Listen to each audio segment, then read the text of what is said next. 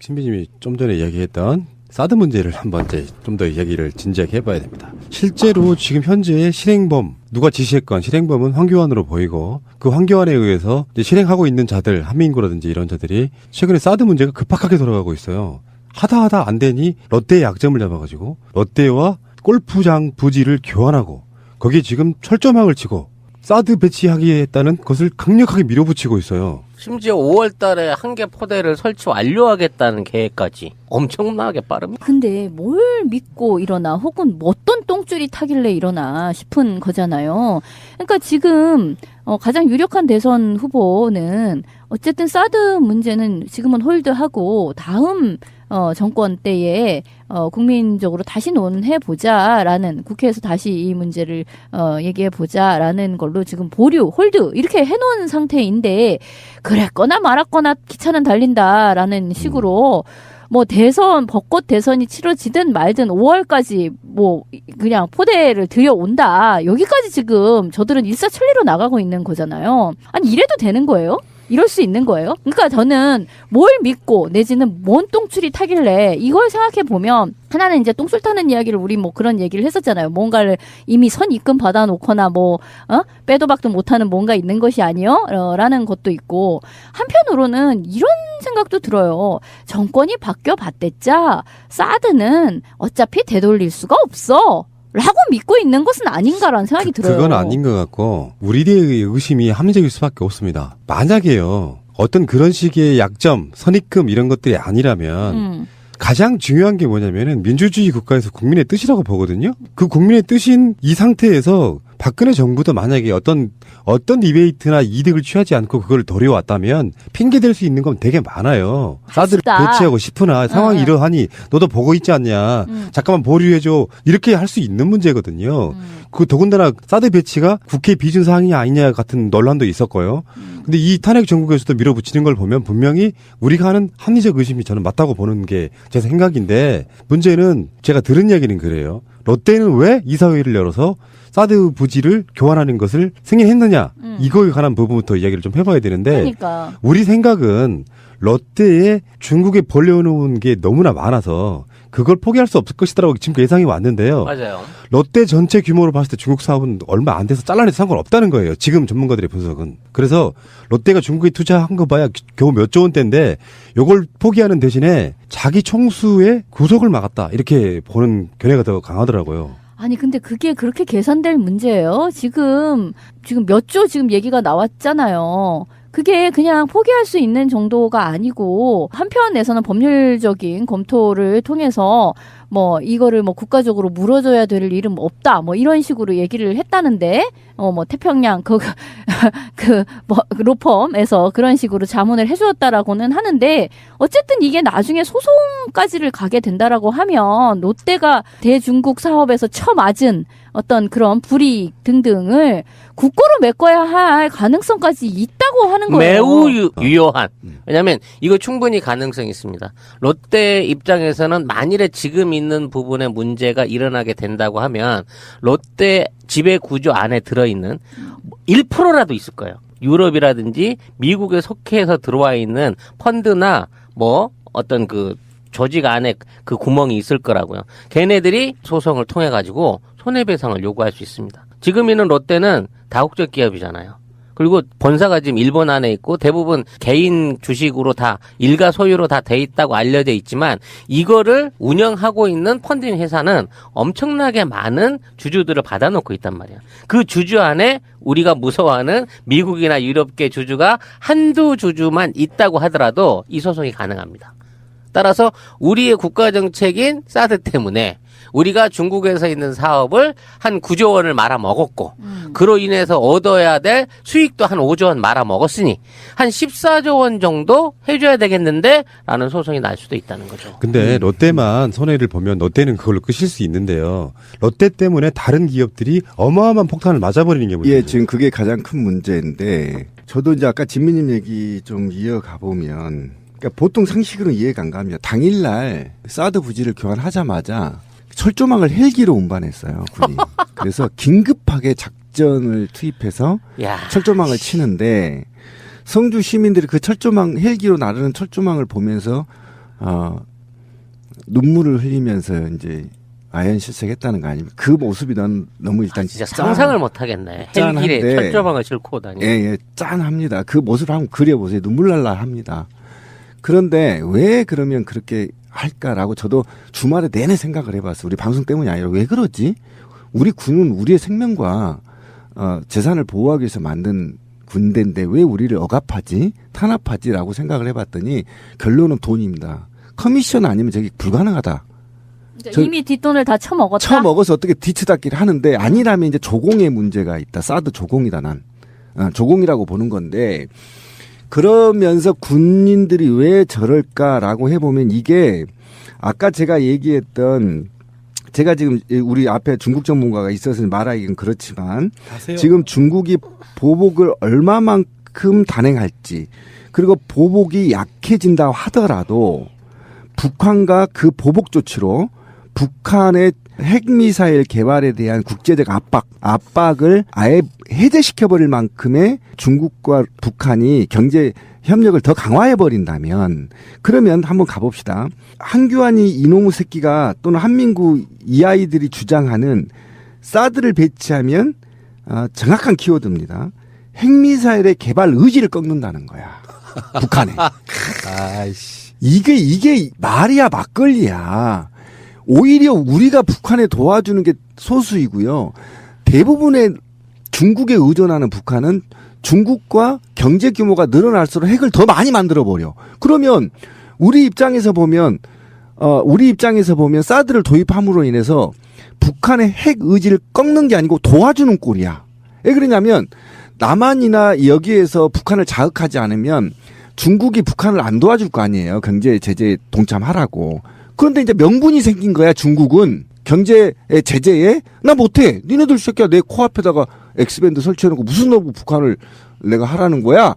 이렇게 얘기하고 북한과 더 공고하게 지금 움직인다는 거 아닙니까? 그러면 북한은 핵을 더 만들어. 예. 그 이런 새빨간 거짓말들을 대한민국 국군 수장, 국무총리, 대통령 권한 대행이 하고 있다라는 게 미쳐버리겠는 겁니다. 그러니까 제가. 성질 같으면은 우리가 지금까지 사드 이야기는 아마 수백 번 했을 거예요. 그렇죠. 한국에 쏠 핵미사일은 고고도로 쏠 이유가 없다. 그런 멍청한 짓을 왜 해요? 공중에 떠 있는 시간이 길수록 요격될 가능성이 높은데 사드로 막아야 될 미사일이 아니다. 그게 첫 번째인 거고. 두 번째는 이게 북한의 핵미사일을 막는다는 핑계로 사실 중국은 다 알고 있는 거 아니에요. 그렇죠. 중국 감시 또는 네. 중국의 핵을 막겠다는 그런 의도를 뻔뻔히 드러내고 있는 거에 대해서 우리나라 황교안이라든지 한민구를 제외한 몇 사람을 제외하고 나면 사실 좀 관심이 있는 사람은 그게 북핵용이 아니라는 걸 너무나 잘 알고 있는데 경제를 이렇게까지 망가뜨려 가면서까지 지금 실제 중국에 있는 지인들한테서 턱이 들어오고 있는데요. 오늘 모든 언론 매체 안에서 탑 기사들이 사드 얘기고 SNS 안에서 사드에 관련된 토론방이 엄청나게 활성화되고 있다고 합니다. 그리고 심지어 몇몇 지역에서는 한국인 가게들이 문을 접기 시작했고요. 아까 말씀하신 대로 롯데 홈페이지가 쇼핑몰에서 사라지거나 롯데 면세점 홈페이지가 다운되는 이런 류의 사태들이 계속 이어나고 있어요. 근데 이거는 굉장히 개인적인 활동일 가능성이 크고요. 중국 정부는 준단교에 준하는 조치를 취하겠다고 얘기를 하고 있습니다. 이게 준단교를 하게 되면 무슨 문제가 생기냐면요. 각 상대방 나라에 있는 기업들이나 개인들이 돌아가야 돼요. 단교가 되기 때문에 그 전에 내보내야 된다고. 안 나가고 있으면 얘들이 불법 체류자가 돼버리는 거고, 돼버리면 얘들을 다 찾아내갖고 수용소에 몰아 넣어야 돼요. 자발적으로 안 나가면. 지금 우리가 이재용이 구속이 안 되니까 환호했던 보수단체들한테 한번 물어보고 싶어요. 롯데는 어떻게 생각하느냐? 롯데 하나의 그 결정 때문에 다른 기업들, 대기업 포함 다른 기업들이 장사를 아예 못 해먹게 생겼는데 그들은 어떤 생각일지 한번 물어보고 싶은 거예요. 그들이 옹호해야 되는 것이 정권인지 아니면은 대기업들인지 한번 물어보고 싶은데 여기서도 어떤 이야기를 할 수 있는 논리적인 근거가 없어 보이거든요. 저쪽 입장이라는 게. 지금 계속 우리가 보도도 보고 있습니다만 이제 한류 관련한 콘텐츠는 TV 아예 출연 금지를 시켜버렸어요.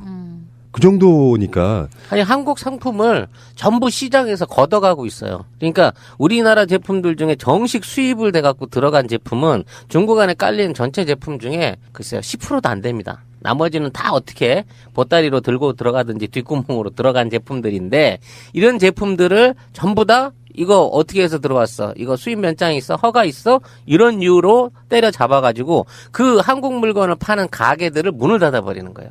그럼 한국 제품이 전혀 수입이 안 되게 되는 거죠. 왜냐하면 들여와봐야 팔 수가 없으니까 중간에 있는 업자가 아예 선택을 안 할 거 아니야, 한국 제품을. 그러니까 공식적으로 국가가 무역을 막았다든지 뭐 한국산 물건을 수입을 못하게 했다든지 그게 아니라 아예 소비를 못하게 때려 잡아버리는 방식으로 규제를 하는 거예요. 그럼 이제 거꾸로 중국에서 들어오는 뭐 여러 가지 뭐 해산물이라든지 식품 종류들 많잖아요. 그 개들이 문 닫을까요? 안 닫아요. 왜? 어차피 그거 닫아버리면 그거 파는 농민들이 손해보니까 결국 자기네 건 계속 팔아먹게 우선 놔두고 우리가 중국에 팔아먹고 있던 물건들 작년 한 해만 딱 대중국 수출 30% 이상 줄었거든요. 올해는 거의 80% 이상 줄어든다고 봐야 됩니다. 예, 지금 관광객도 수도 지금 줄인다고 급감하고 하죠. 있죠. 예, 급감하고 있고 지금 그러니까 제가 너무 열받는 건 뭐냐면 그러니까 대한민국의 지금의 박근혜 관료들은 제 표현에 의하면 식민지 국가, 지배 국가인 미국한테 할 말이 있다는 겁니다. 아, 니네 빨리 사드 가, 새끼야. 내가 커미션 줬잖아. 이렇게 하면, 야, 지금 한국이 사드 배치할 때냐. 지금 대통령이 탄핵됐는데 좀 봐주라. 다음 정부에 좀 해봐라. 이렇게 해서 자기 모면을 할 수 있는 겁니다. 그렇잖아요. 3개월을 못 기다립니까?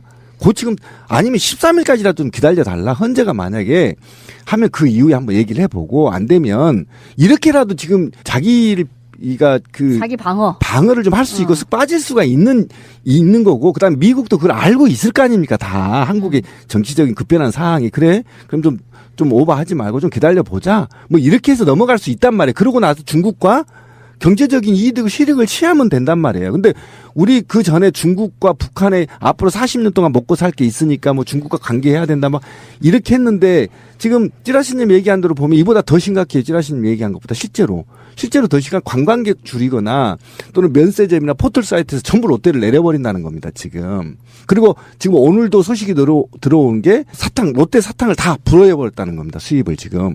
이렇게까지 하고 있는데 얼마나 지금 경제의 위기가 지금 5월 경제위기설이 나오고 있는 이걸 부추기는 거 아닙니까 지금 사드 하나로? 그러니까 커미션설 첫 번째 유력하고요. 거기에 동반되는 효과가 하나 더 있습니다. 이게 마지막 대선 전략이다. 맞아요. 제가 그렇게 지금 이 상황이 벌어지면 분명히 야권이나 이런 데서 격렬하게 저항하잖아요. 그렇게 되면 대선 아젠다가 되고 아니 북한의 핵을 막겠다는데 김정남 피살 사건도 그거 아닙니까? 저 잔악한 무도한 놈들을 그 분위기에 롯데가 이사회에서 승인해 준 거랑 좀 연관이 있거든요. 그러니까 마지막 대선 전략 아젠다로서 사드에 대한 격렬한 어떤 반응을 부추기겠다. 이런 의도도 분명히 전 있어 보이는 거예요. 일단 쌍피 그들 입장에선 그래서 야당 후보들이 격렬하게 반발해 주기를 막 기다리는 것 같은 그런 느낌. 그래서 보수 세력들을 결집시키는 용도로도 쓰고 있다. 저는 그렇게 봅니다. 그러니까 그것이 여러 가지 용도로 하는데 이 사드가 간단한 문제가 아니에요. 우리가 지금 방송에서 털기가 어려운 문제지만 동북아 전제의 긴장감을 조성시키고 아까 제가 얘기했듯이 극우 세력들 이런 자들이 득세할 수 있는 메커니즘을 만들어가고 있고 이게 본선에서 이제 이것이 만약에 북한에서 예를 들면요. 본선 게임에서 선거 한 5일 놔두고 간첩단 사건이나 또는 북한에서 뭐 노동미사일이나 쏘면 우리 군이 긴장감을 확 올려버릴 수 있단 말이에요. 지금 또 훈련 기간이지 않습니까? 한미연합. 그러니까 이런 측면에서 봤을 때 굉장히 안보상의 불안한 상태에서 대선을 치르면요. 과거 통계에 따르면 5% 정도가 보수층으로 간다는 겁니다. 평균적으로. 그러니까 그 정도의 이익이 사항을 만들기 위한 거라는 거예요. 뭐 여담 같은 게 하나 나왔는데 인천공항 면세점이 작년 매출이 2조 3천억으로 세계 1위였다고 하는데 심지어 루이비통은요 하루에 2억 원어치가 팔릴 정도라는데 사실 생각해보면은 거기에 오는 사람들 중에 다수는 중국인들이에요. 맞아요. 근데 이제 중국인들이 안 오기 시작하면 줄어들 거고 또 갑자기 문득 떠오르는 게 하나 있는 게 인천공항 같은데 민영화 하려고 엄청 노력했지 않습니까? 서비스 평가 세계 1위를 수년째 해오던 것을 뭐 그 민영화 시키려고 그렇게까지 노력을 했던 거랑 사드 문제는요 그들의 정책하고도 안 맞아요. 자유시장 경제 이런 거에 안 맞는다고 국익이 안 되는 짓거리를 저렇게 하고 있는 그래서 제가 조공이라고 한 거예요. 조공 이해를 설명이 안 돼. 집단 이익이나 사회 커미션 이런 거죠.